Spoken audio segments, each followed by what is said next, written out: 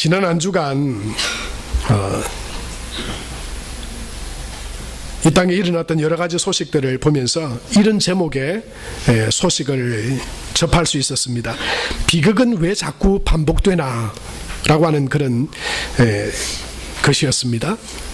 비극은 왜 자꾸 반복될까요? 세상에 들려오는 소식들, 또 지난 한 주간에 국내외에 있었던 일들을 볼 때 그런 이야기들이 있었습니다. 다름이 아니라 인도네시아의 또 쓰나미로 인해서 400여 명이 375명 정도가 사망했다라고 하는 그런 소식이었습니다. 이제 하도 사고도 또 죽는 사람도 많아서 별로 경고로 들려지지 않을 그런 정도로 빈번하게 그런 사건들이 일어나고 있습니다. 1,500명 가까이 되는 사람이 부상을 당했습니다.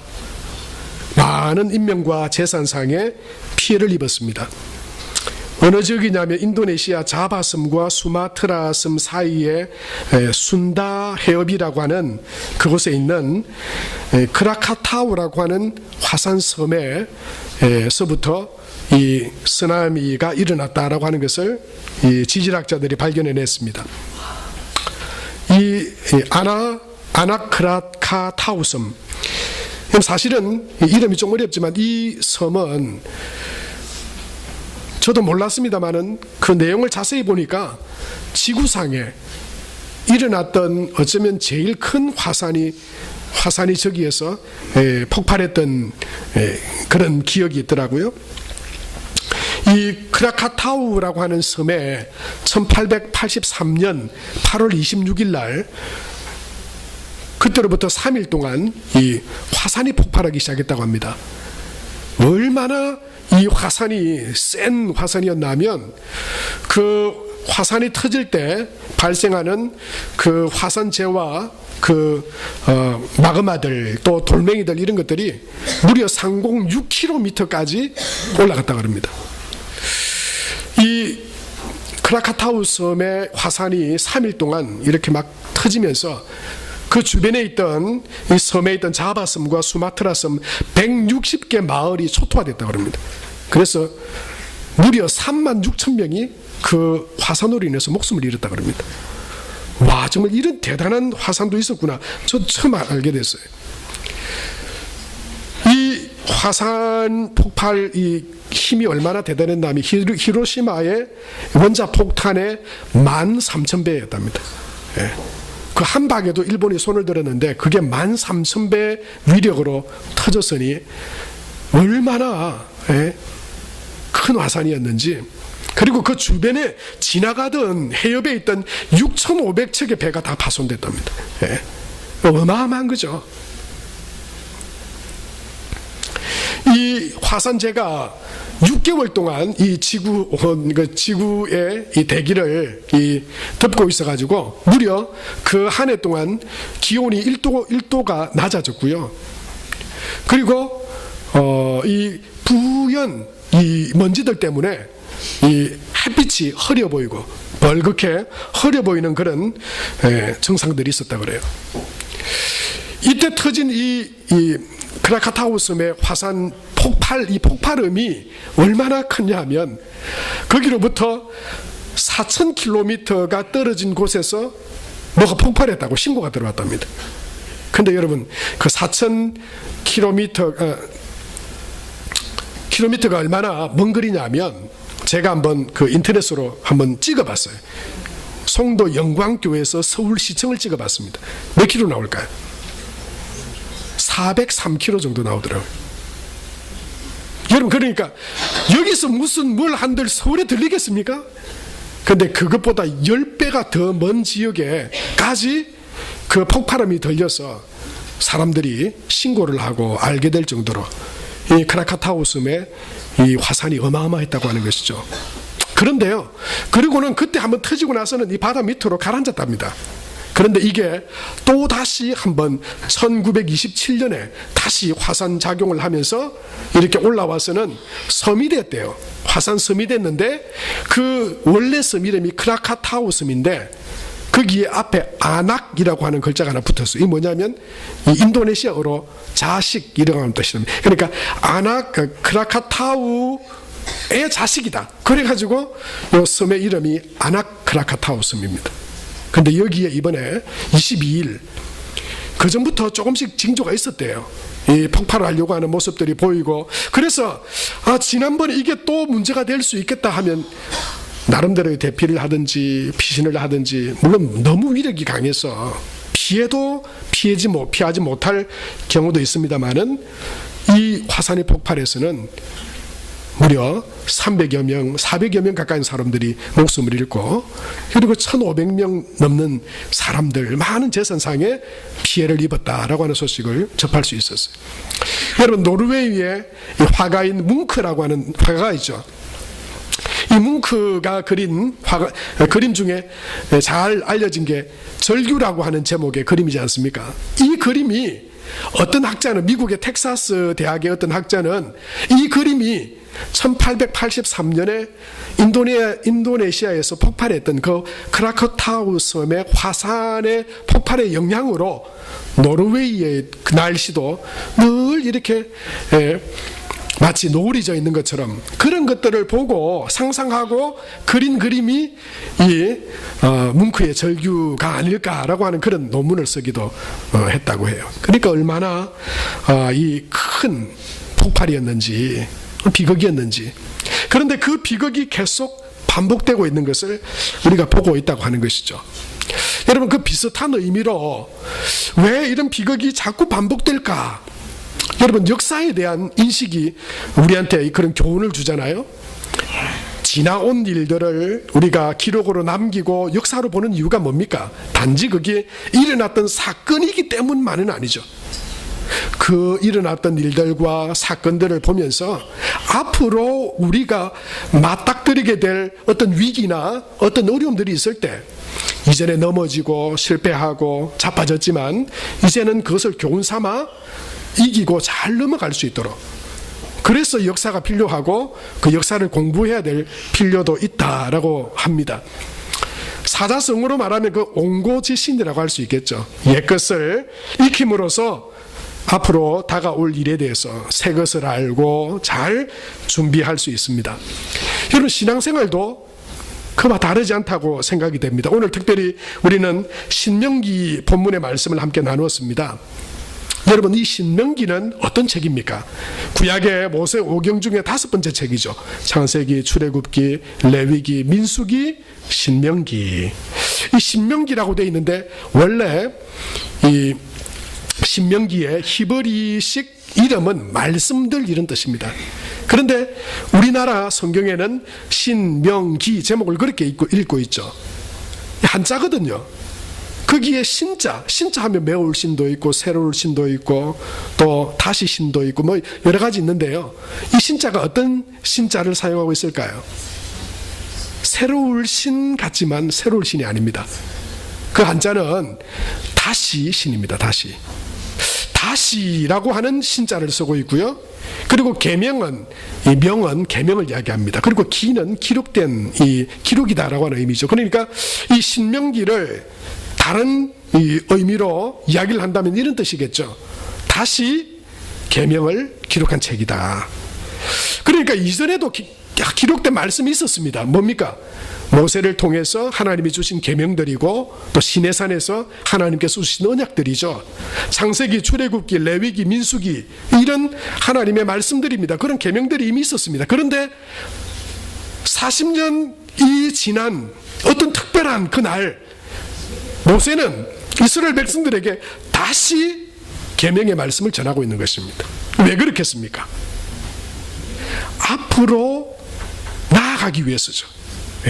앞으로 만날 일, 우리가 경험해보지 못하고 아직 알지 못하지만, 그러나 우리가 지나온 이 40년의 기간 동안에 만난 하나님의 경험들을 통해서 하나님께서 주실 은혜의 땅, 새로운 삶 가운데 실수하지 않고 넘어지지 않고 또 하나님이 기뻐하시고 복된 삶으로 나아가고자 하나님께서 모세를 통해서 이 신명기의 말씀을 우리에게 주신 것입니다. 그렇다면 구체적으로 오늘 신명기 전체가 아니라 오늘 주신 본문의 말씀을 통해서 이 40년의 기간이라고 하는 것은 이스라엘 백성들이 광야에서 지냈던 그 광야의 시간들을 의미하는 것이거든요.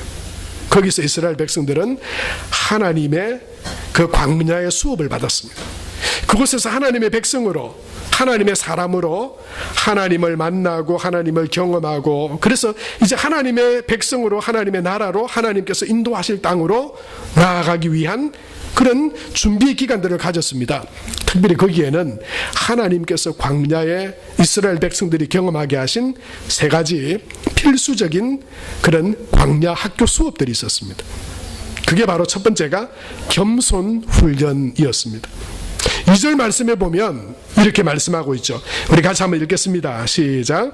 내 하나님 여호와께서 이 40년 동안에 내게 광야 길을 걷게 하신 것을 기억하라. 이는 너를 낮추시며 너를 시험하사 내 마음이 어떠한지 그 명령을 지키는지 지키지 않는지 알려 하심이라 말씀하셨습니다. 여러분, 하나님께서 그 광야를 이스라엘 백성들에게 주셨던 이유, 그 40년의 기간을 허락하셨던 이유, 그것은 하나님을 만나고 하나님을 알고 하나님 앞에 겸손한 하나님의 사람들로 하나님과의 관계 속에서 세워지도록 하기 위함이었다라고 하는 것입니다. 미가서 6장 6절에서 8절 말씀에 보면 미가 선지자는 하나님의 말씀을 우리에게 이렇게 전하고 있습니다. 내가 무엇을 가지고 여호와 앞에 나아가며 높으신 하나님께 경배할까? 내가 번제물로 1년 된 송아지를 가지고 그 앞에 나아갈까? 여호와께서 천천의 수양이나 만만의 강물 같은 기름을 기뻐하실까? 내 허물을 위하여 내 맏아들을 내 영혼의 죄로 말미암아 내 몸의 열매를 드릴까? 그러면서 아니다, 하나님께서 기뻐하시는 것은 이것이다 말씀해요. 8절 말씀 우리 같이 한번 읽겠습니다. 시작. 사람아, 주께서 선한 것이 무엇임을 내게 보이셨나니 여호와께서 내게 구하시는 것은 오직 정의를 행하며 인자를 사랑하며 겸손하게 내 하나님과 함께 행하는 것이 아니냐. 하나님께서 구하시고 하나님께서 원하시는 것, 그거 뭐냐? 자신을 낮추고, 하나님께서 우리에게 말씀하신 것처럼 낮추시고 시험하신 이유가 뭡니까? 하나님 앞에 겸손한 하나님의 사람으로 서기 위함이다라고 하는 것이죠. 여러분, 하나님 앞에 낮춤이 겸손입니다. 겸손은 그냥 사람 앞에 굽신굽신거리는 게 겸손이 아닙니다. 겸손은 하나님을 높이고 하나님 앞에 자신의 연약함을 인정하고 고백하는 것입니다. 하나님을 바로 아는 것입니다. 하나님 알 때 겸손할 수 있습니다. 하나님도 모르면 천하 높은 줄 모릅니다. 자기가 세상의 최고인 줄 압니다. 나 외엔 뭐 누가 있냐고, 내가 인생의 주인이라고 이렇게 여깁니다. 그건 교만한 거예요. 그게 교만한 거예요. 하나님을 인정치 않는 게 교만한 겁니다. 그러나 하나님을 인정하고 하나님이 내 삶의 주인인 것을 고백하면 우리는 겸손해질 수밖에 없습니다. 그 광야에서 나의 무력함과 연약함, 우리가 가진 지식, 우리가 가진 능력이 얼마나 보잘것없고 연약한 것인지를 우리는 광야에서 보면 알게 됩니다. 아무것도 아닙니다. 우리가 가진 뭐 자동차 키, 통장, 뭐 잔고, 그 광야에 가보세요. 그걸로 뭐 부소시계도 제대로 안 됩니다. 컴퓨터, 우리가 가진 뭐 어떤 지식과 명예, 광야에 가면, 광야에 쓰면 여러분 그것으로 할 수 있는 게 없습니다. 광야는 별밖에 안 보이죠. 밤하늘에 별밖에 보이지 않습니다. 여러분, 광야는 하나님밖에 보이지 않는 곳입니다. 그곳에 쓰면 우리는 하나님의 존재를 우리는 알게 되고 마주하게 됩니다. 하나님 앞에 자신을 낮추는 것이 겸손입니다. 광야에서 이스라엘 백성들이 그 겸손함을 배우기를 하나님 원하셨습니다.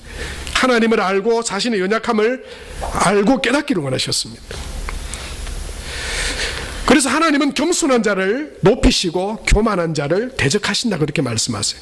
여러분, 하나님 앞에 교만한 자, 하나님을 인정하지 않는데 여러분 어떻게 우리가 겸손할 수 있고 하나님의 은혜를 받을 수 있습니까?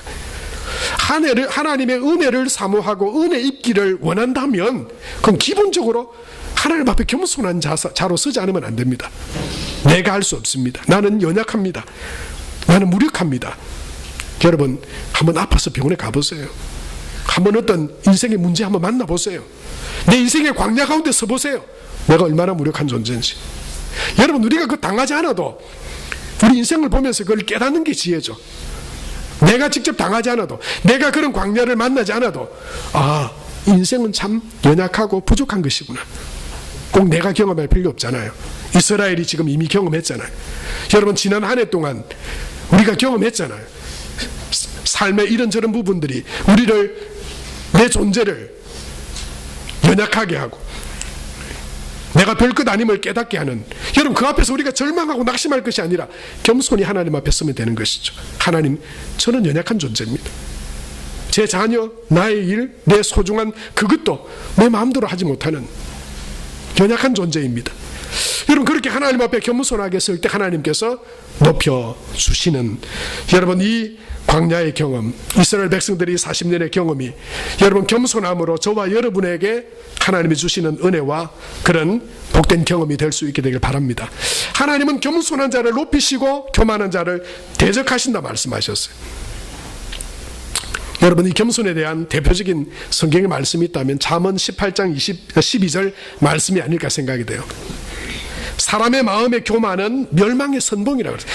교만하면 멸망이 따라온다고 하는 거죠. 그러나 겸손은 존귀의 앞잡이다 그렇게 말했어요. 여러분 이걸요 공동 번역 성경에 보면 너무 쉽고 그냥 기억하기 좋게 이렇게 말씀하고 있어요. 교만에는 재난이 따르고 겸손에는 영광이 따른다. 너무 단순하죠. 그러나 이게 하나님 말씀이고 진리입니다. 그래서 우리는 겸손한 자로 서야 합니다. 때로는 우리 연약함이, 아픔이 그것을 경험하게 할 수도 있습니다. 지난 한 해 동안 하나님께서 우리를 겸손하게 하시는 그런 훈련을 받으신 분들 계실 거예요. 그래서 그게 나쁜 것 아닙니다.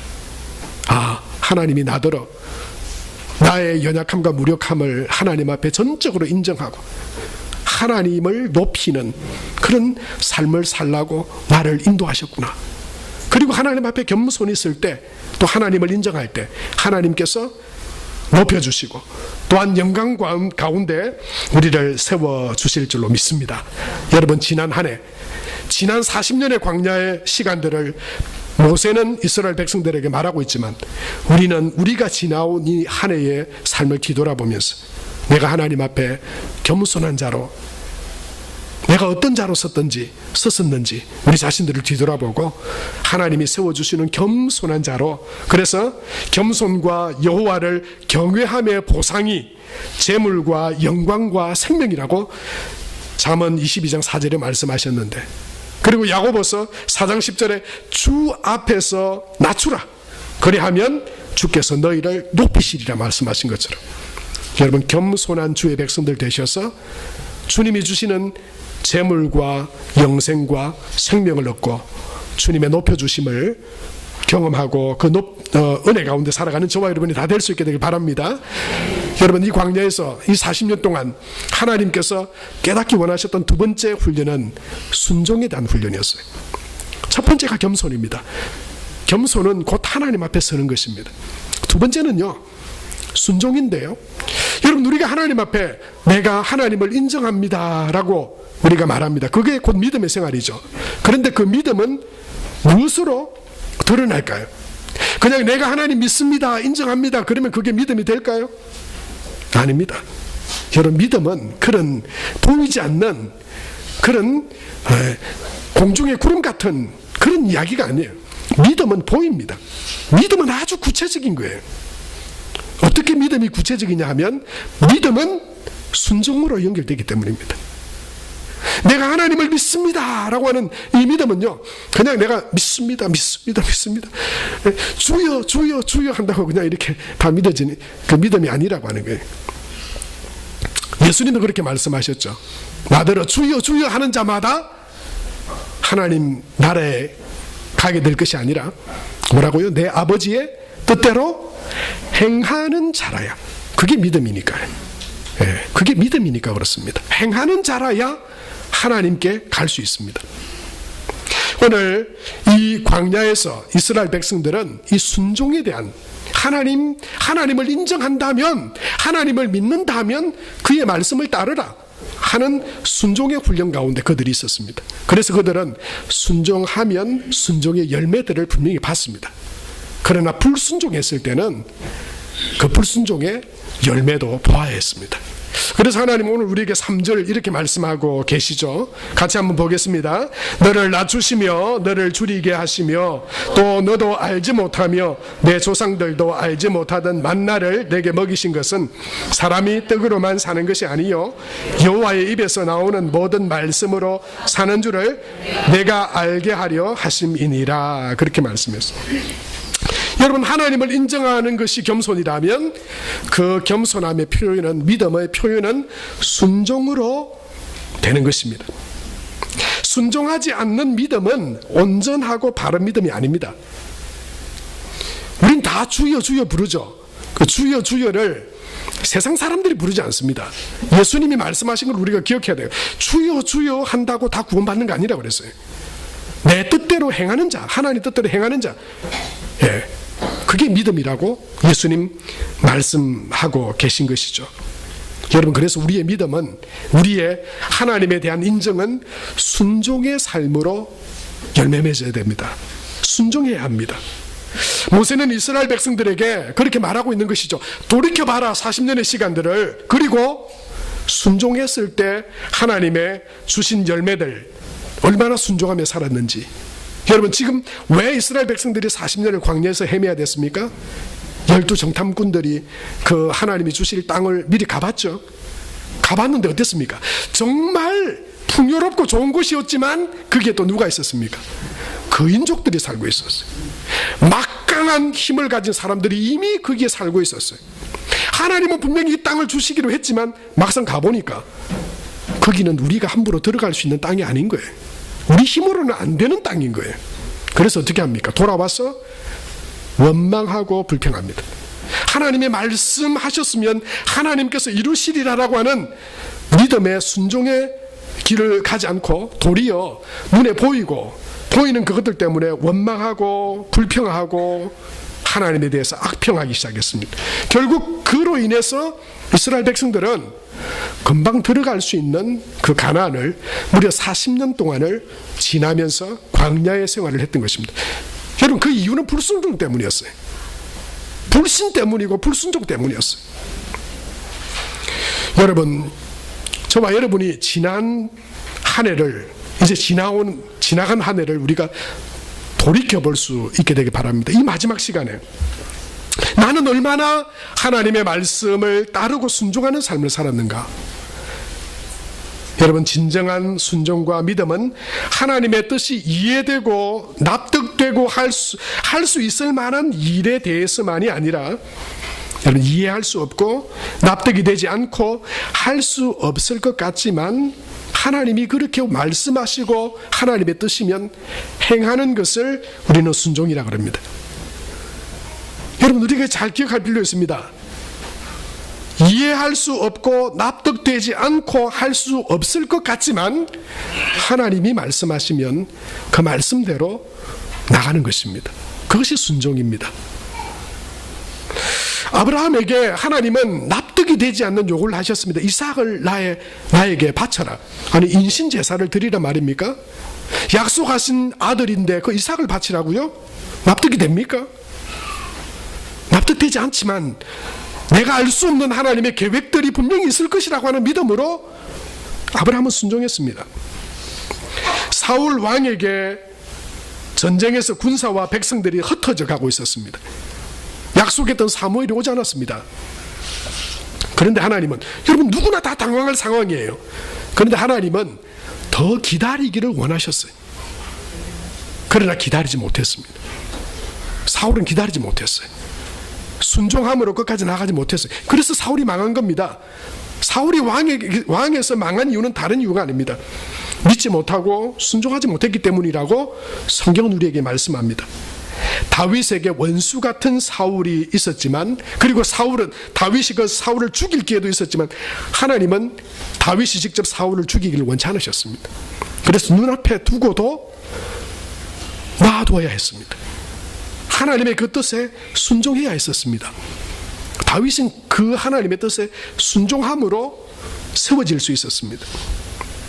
부당하고 억울하게 어려서부터 형제들로부터 사람들로부터 배신과 감옥살이를 전전했던 요셉이 있었습니다. 그 절망이 언제 끝나게 될지 아마 요셉은 상상할 수 없었을 것입니다.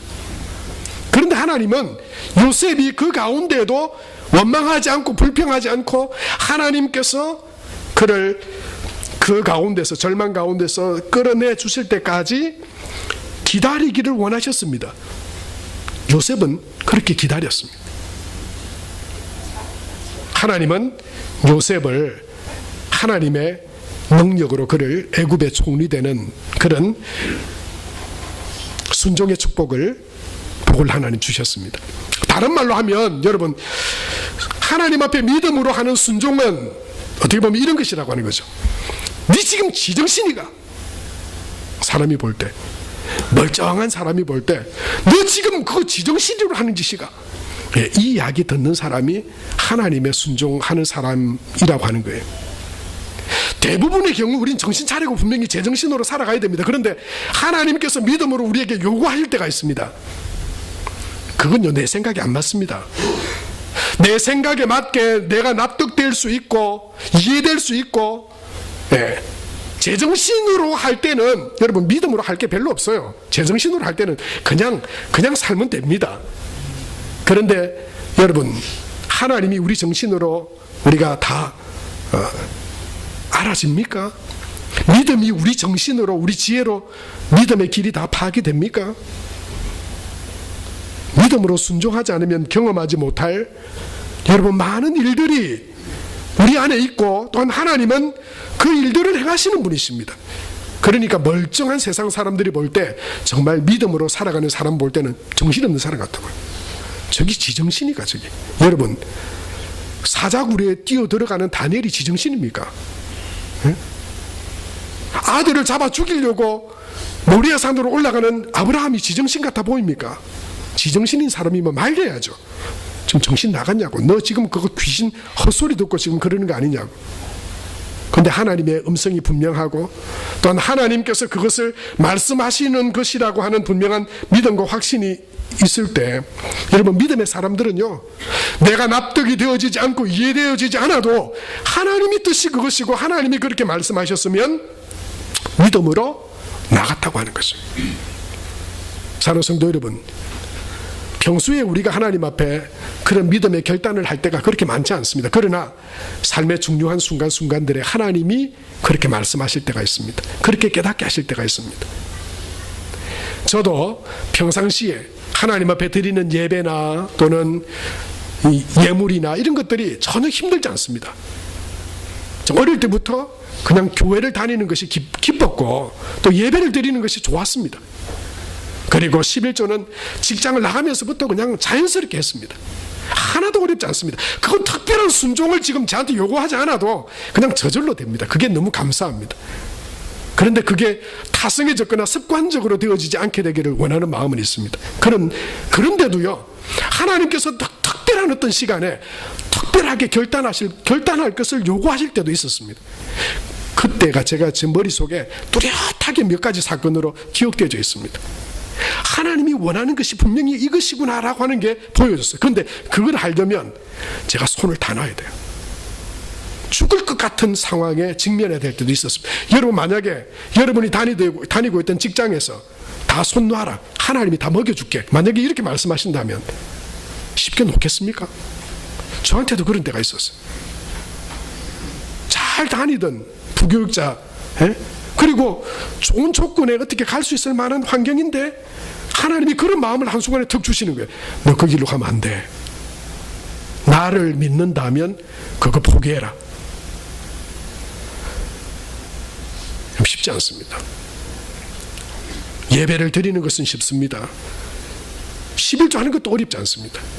그런데 어느 순간에 어떤 것을 하나님께서 마음을 주셔, 너 이 시간에 이렇게 결단하기를 내가 원해라고 하는 하나님 마음을 주실 때, 그때 우리가 순종해야 되는 겁니다.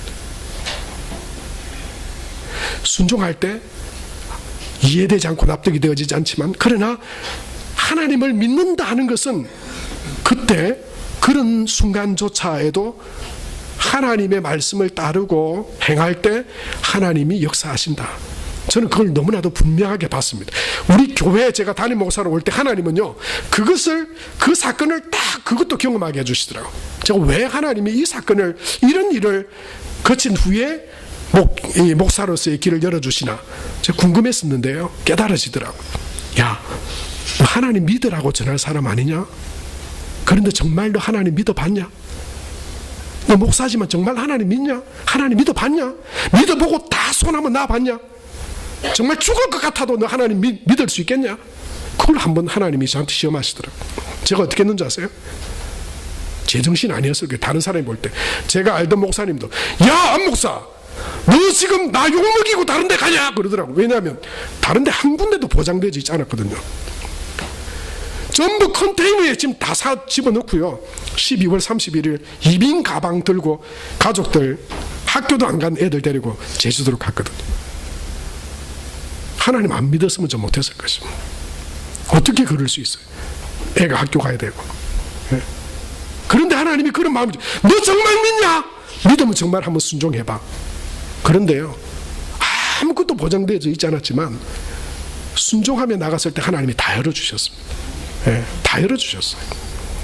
걱정하고 염려할 때는 막 죽을 것 같은데요, 염려되어지는 그 마음들을 또다시 하나님 앞에 기도로 하나님의 살아계심을 믿고 순종하며 나아갔을 때, 여러분, 하나님은 살아계십니다. 그리고 그 믿음으로 순종하며 나아갈 때 하나님께서 역사해 주시고 인도해 주시는 줄로 믿습니다. 여러분, 지난 한 해를 뒤돌아보며 나는 하나님 앞에 어떤 믿음으로 순종했던가, 오늘 이스라엘의 경험을 우리가 기억하면서, 여러분, 나도 주님이 말씀하실 때 믿음으로 순종하리라. 이해되지 않고 납득되지 않을지라도 하나님의 살아계심을 내가 믿기에 믿음으로 우리는 구원받는 것이고, 믿음으로 나아갈 때 하나님 은혜를 주신다고 하는 것을 믿고, 여러분, 믿음으로 순종하며 살아가는 저와 여러분이 다 되시길 축복합니다. 믿음은요, 다른 게 아니고 이런 것입니다. 저를 한번 따라해 보시겠습니까? 믿음은 가라 하실 때 가고 멈추라 하실 때 멈추는 것입니다. 그게 믿음입니다. 가라 하시면 가고 멈추라 하시면 멈추는 것이 믿음입니다. 여러분, 마지막으로 하나님께서 이스라엘 백성 40년 동안에 그 광야에서 이스라엘 백성들이 알고 그 복된 길로 나아가게 되도록 훈련하신 마지막 그 훈련의 제목은 인내의 훈련이었습니다. 2절 말씀해 보면 다시 한번 이렇게 말씀하고 있죠. 우리 같이 한번 읽겠습니다. 내 하나님 여호와께서 이 40년 동안에 내게 광야 길을 걷게 하신 것을 기억하라.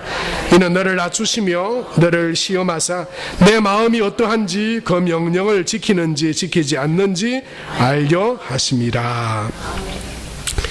여러분, 무려 40년이 걸렸습니다. 40년이 걸렸어요. 40년 동안 그들은 인내하고 기다리며 하나님 바라보았습니다. 구름 기둥이 떠오르면 그들이 가고 구름 기둥이 머무는 곳에 그들은 머물렀습니다. 그렇게 하기를 40년이었습니다. 여러분, 열매는 그냥 쉽게 열매 되지 않습니다. 우리가 하나님 앞에 하나님이 주시는 그 은혜의 열매들도, 구원 얻은 그 구원의 은혜는 예수님, 하나님께서 우리에게 거저 주신 것이지만, 그러나 믿음으로 살아가며 하나님이 주시는 은혜와 복된 열매들을 맺어가는 것은 그렇게, 여러분, 쉬운 것이 아닙니다. 때로는 인내해야 합니다. 때로는 기다려야 합니다. 누가복음 8장 15절에 예수님은 땅의 비유를 하시면서 8장 15절에 그렇게 말씀하셨죠. 좋은 땅에 있다는 것은 착하고 좋은 마음으로 말씀을 듣고 지켜 인내로 결신하는 자니라 말씀했습니다. 지난 한 해 하나님께서 우리에게 응답해 주신 것도 있고 응답해 주시지 않은 것도 있을 거예요. 마치 그 분야에서는 그곳에 있어서는 하나님이 눈 감고 계시고 그냥 귀 닫고 계신 것 같은 그렇게 보이는 부분들도 분명히 있을 것입니다. 그러나 여러분, 하나님의 살아계심을 믿는다면 우리는 믿음으로 인내해야 합니다. 여러분, 우리가 기다릴 수 있는 것은 믿기 때문입니다. 믿지 못한다면 우리는 못 기다릴 것입니다. 그 사람이 언제 온다고 우리가 기다려요? 그가 언제 올 거라고 우리가 막연하게 기다릴 수 있습니까? 그러나 그가 분명히 온다라고 하는 사실을 우리가 분명히 믿는다면 언제 올지는 모르지만 기다릴 수 있습니다. 여러분, 인내는 기다림입니다. 기다릴 수 있는 것은 약속을 믿기 때문입니다. 결국 인내할 수 있는 것은 믿음입니다. 호세아 6장 3절 말씀에 보면 호세아 선지자를 통해 하나님은 우리에게 이렇게 말씀합니다. 그러므로 우리가 여호와를 알자. 힘써 여호와를 알자. 그의 나타나심은 새벽빛같이 어김이 없나니 비와 같이 땅을 적시는 늦은 비와 같이 우리에게 임하시리라 말씀하셨어요. 예레미야가 3장 25절 말씀에는 무릇 기다리는 자에게나 구하는 영혼에게 여호와께서 선을 베푸시는도다 말씀하셨어요. 여러분, 하나님이 왜 이스라엘 백성을 그 40년 동안 기다리게 하셨습니까? 왜 그들은 거기에서 겸손함과 순종과 인내의 훈련을 받아야만 했습니까? 그 결론은 이것입니다. 16절 말씀, 이것 때문에 하나님은 우리가 겸손하게 하고 순종하게 하고 인내하게 하시는데 그 이유는 바로 16절에 이것입니다. 우리 같이 한번 읽겠습니다. 시작. 내 조상들도 알지 못하던 만나를 광야에서 내게 먹이셨나니 이는 다 너를 낮추시며 너를 시험하사 마침내 내게 복을 주려 하심이었느니라. 아멘. 마침내 복을 주시기 위함입니다. 여러분, 이것을 믿으시기 바랍니다. 그래서 겸손하십시오. 순종하십시오. 인내하십시오. 마침내 하나님이 복을 주시려 우리를 거기에 두신 것입니다. 우리를 부르신 것입니다. 여러분, 이 믿음 잃지 말고 지나온 한 해를 믿음으로 잘 뒤돌아보고 내가 하나님 앞에 겸손함이 복이요, 순종함이 믿음이요, 믿음으로 아직 이루어지지 않았지만 그러나 인내함으로 기도하고 주님 바라볼 때 마침내 우리에게 복을 주시고 선을 이루실 그 하나님 믿음 안에서 승리하는 저와 여러분 우리 모두가 될 수 있게 되길 바랍니다. 우리 같이 한번 이 시간, 우리 한 해의 마지막을 보내며 예배하면서 우리 이 시간 하나님 앞에 한번 기도합시다. 하나님, 지난 한 해를 뒤돌아봅니다. 그리고 지나온 우리의 삶을 뒤돌아봅니다. 하나님 앞에 얼마나 겸손한 자로 하나님 살아왔는지, 얼마나 하나님을 인정하며 하나님을 높이며 살아왔는지 하나님 알게 하시고, 그리고 하나님, 내가 하나님을 믿는다면 내게 믿음을 주셨으니 그냥 입술로만이 아니라 순종하는 믿음 되게 하셔서 정말 순종의 열매를 하나님의 살아계심을 통해 보기 원합니다. 그런 믿음으로 서게 하시고 또한 인내하며 믿음으로 기다리고 마침내 복을 주시는 그 하나님 앞에 복된 하나님의 자녀로 서게 하여 주옵소서, 살게 하여 주옵소서. 우리 이 시간 우리 자신들을 뒤돌아보며 이 시간 하나님 앞에 합심으로 한번 기도하며 나아가겠습니다. 살아계신 아버지 하나님, 은혜를 감사합니다.